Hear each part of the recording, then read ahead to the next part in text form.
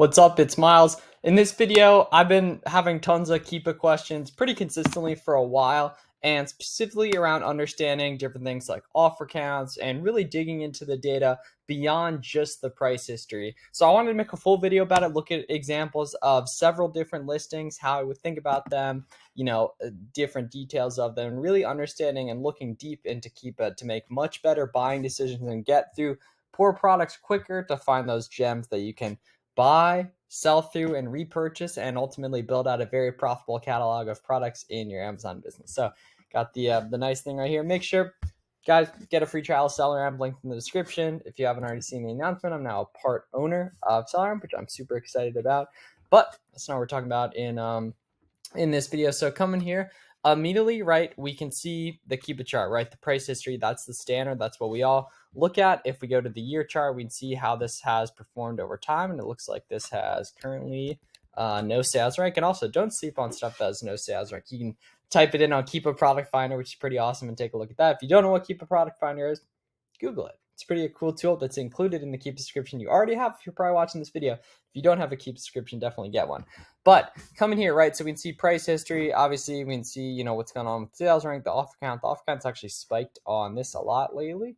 Let's see if we can find this for like 40. We might buy this, and it's looking like in that range. But either way, this is not a sourcing video. This is a video talking about how to read Keepa charts. So coming right here. So immediately, right, if you go to track product, don't really deal with that. If you go to data, however, getting into the first intricate part of Keepa that you should be looking at, we can see right here in these product details once this loads. You can also see some right here, there's some like suggested products. That's actually a decent way to source that I've heard some wholesale guys talk about and I've used on my own for different things. But right in this product details thing, we can see some pretty awesome data that's a lot easier to read than maybe the chart would be. So right here, we can see the averages, and we can see the 90-day average price, the 90-day third-party FBA price, third-party FBM, and different stuff. So we can get a sense of, right, the average amount of sellers and everything. And that provides details on the longevity of stuff, and it's concrete, right? It's nice and averaged out as opposed to this chart data, which you might have to sift through. And obviously, either can be effective in some cases, both, obviously, a lot of the time.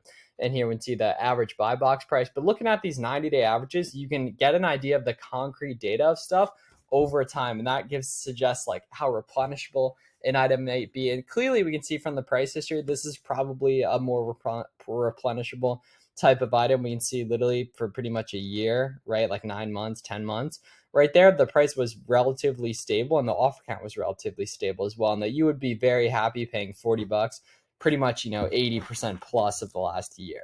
Looking in the offers here is another good way to look in. Here in the offers, you can see stock counts and estimated the amount that they've sold.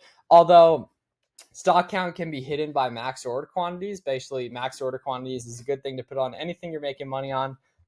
Put in a max order quantity. That way people can't see your stock count. So that is hidden through this. And I don't know the accuracy of some of this stuff, but either way, we can get an estimate of the way the stock counts of different sellers, how much they've sold now, which is a pretty cool indication of the longevity of products. So you can see if someone has 100 reviews and they've sold 50 of something, there's a good chance that they've had that for a while, right? Depending on the rank is, so that might be replenishable. And that reinforces the idea that might be a good item for you to sell, but also be able to purchase and then sell through and repurchase, which is the goal, right? Building out that catalog here.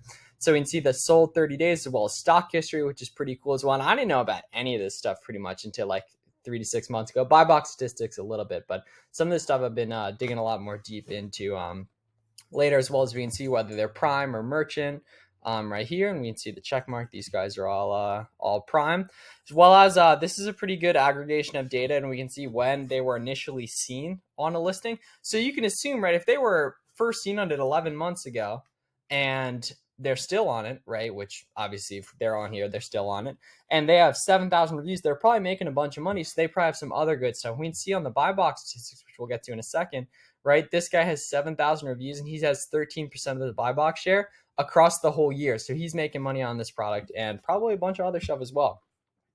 2 months ago, right? 30 days ago, 49 days ago, 5 months ago, 50 days ago, right? So if these guys are on this for this long, there's a good chance they're making money. And we know they're most likely making money because the price hasn't gone down too much over like 30 days, right? It's these more extended periods, like that's basically a month right there, that it's been pretty stable and everything. And so on something that we can see is clearly moving based on the competition and the ratings right here. It doesn't have a sales rank, which is a good opportunity regardless. I've been printing money on something without a sales rank for the last month and everything. But yeah, offer counts, the offers tab is pretty awesome as well. And then coming in on buy box statistics right here, you can see over time what percentage what sellers have had of the buy box. So right here, we can see this guy has 20% of the buy box share over the last 30 days, but we zoom out longer time horizon right here. 90 days, we can see this guy has 20% and he's merchant filled, which is a good sign because that means if you're FBA, you would eat buy box share. And then you can see it extended out 180 days, right? 365 days as well, which is pretty awesome and definitely a good opportunity on this stuff, right? And you can see this gives you an idea maybe who to go ahead and reverse source and different stuff like that. We can see this product's clearly, most like a winner if you're able to find it properly, obviously, but we can see just the way the offer count, the price has been stable right here. It was stable for like, I don't know, 6 months in a row and everything. So people are making money. If the price is stable, people are making money as long as it's selling. And you can see that from the sales rank and the ratings. This product doesn't have doesn't specifically have a sales rank. We can see the review count keeps going up right here. So that means people are clearly buying it and everything. And lastly, in terms of looking at a specific Keepa chart, hopping into variations right here. So this is like the fourth section. Additionally, you should be looking at, you can get an idea of what variations on the products sell the best, right? And the reason why I like stuff with variations, because if you find like, let's say a beauty product that's multiple different sizes, there's 3 different sizes. If you find one, there's probably a good chance you'll be able to find all 3, and then it's 3 ASINs instead of 1. That's good. Come in here, so you come down and click filter on the ratings, and you can see which variation gets the most ratings in respect to all the other ones. So you can relatively assume which is getting the most sales based on the ratings. So let's say, all right, this gets 9% of the ratings. So there's a good chance it gets 9% of the sales and sells quickest. It's typically going to be the most common sizes and colors on different stuff here. But if we come down, even, some of these that have 1%, if we look at the Keepa, they're still going to be moving.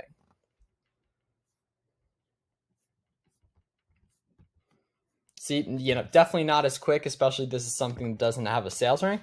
We can see here, and additionally, coming on variations, if you filter it top to bottom, you can see the price action too, which is a really helpful metric as well. Or not necessarily the price action, but the different prices of different items. So that's super helpful. Make sure you guys are looking at all those, because when you put more time into finding one item, there's a lot higher probability that item's going to have longevity, and that's going to create lifetime value for you over time that you'll be able to buy, sell through that item, and repurchase it, which is where you can then really scale this, because the easiest items to sell are the items you've already sold, and the easiest items to source are the items that other people are selling that are also selling the items that have worked well for you. Cool. So going to take a look at a few more Keepa charts on different stuff. Just a common question, right? How many sellers is too much? It's not necessarily how many sellers is too much on a listing, but the overall trend.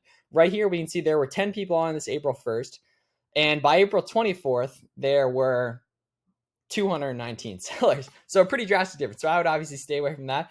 But that's what comes from really inexpensive stuff, right? That there's no variations. It's easier to understand. And that's why I like stuff that has variations, because it's hard to understand for, newer sellers and everything like that. So this is something I would obviously stay away from. We can see on the 3-month chart, right? The price, it's gone down a ton, right? In that trend right there. And that obviously comes from looking at the offer count. But diving into the price, the buy box statistics right here, we're going to see there's going to be tons of people getting buy box share on this, and it's going to be a lot more spread out and a lot harder to get just because there's so many sellers and everything. See, it's a lot more democratized on here, and the average review count is a lot lower than something like this. If we hop into one of those main ones, and we get the buy box statistics right here.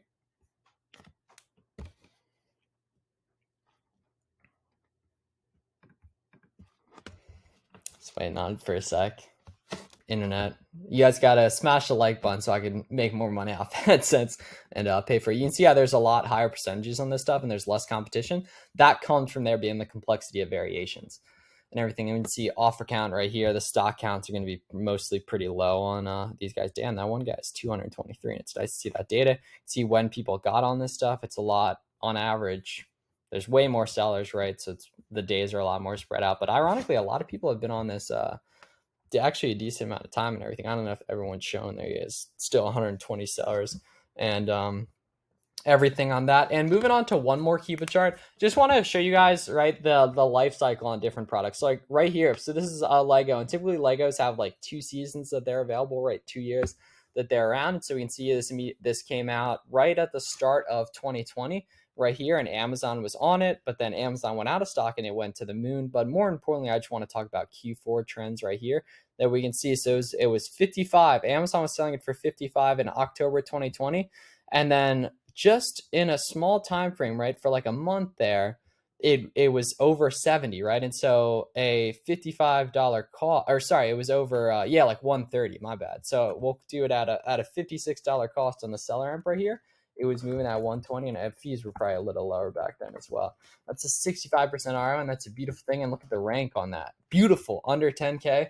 You love to see that. And that shows, right, by looking at this data, we can see also on the buy box statistics, like across a whole year, who was moving it, right? You see all these review counts are really high, and those are the people you want to be competing with that are getting tons of sales. And obviously, right, see Amazon's average price was 58. So even right now at 58, next Q4, obviously we're not able to buy it. There we can see Amazon's been out of stock for a little while because this has then been retired. And that was the lesson, is understanding when different products retire. Everything like that. And naturally, Amazon went out of stock, therefore the price went up, and just the equilibrium, the way the market works, the sales rank and the volume, the sales ranks up, volume's down on this, but we see a lot of money made. And especially like come Q4 this year, I bet this goes a lot higher. It's interesting that it didn't a ton last year. There are a ton of people on it, not even really compared to what the volume could be. I don't know, people I guess just didn't like this set as much, but either way, this was clearly has made a bunch of third-party sellers a lot of money, as we can see here, specifically in 2020 in that regard. So I hope you guys like this. A little bit, I guess, more of a boring video, but very technical and very important if you really want to do this at a high level. So make sure to subscribe, do what you got to do. Appreciate you guys watching, and I'll see you in the next one.